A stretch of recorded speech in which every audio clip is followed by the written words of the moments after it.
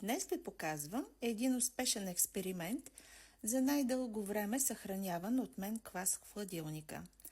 Този малък приятел прекара 9 месеца на студено. От края на юли миналата година до днес, май 2024.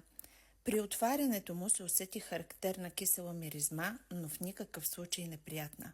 Важно е да се отбележи, че през цялото време квасът стоеше утаен с характерната течност на повърхността, но по никакъв начин не промени цвета си и не образува плесен.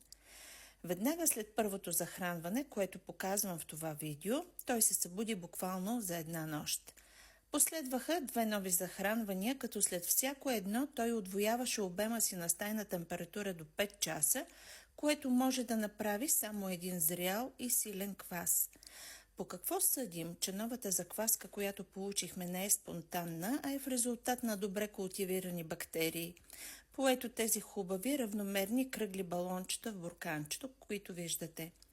Ето как изглежда новосъздадената закваска, колко активна и жива.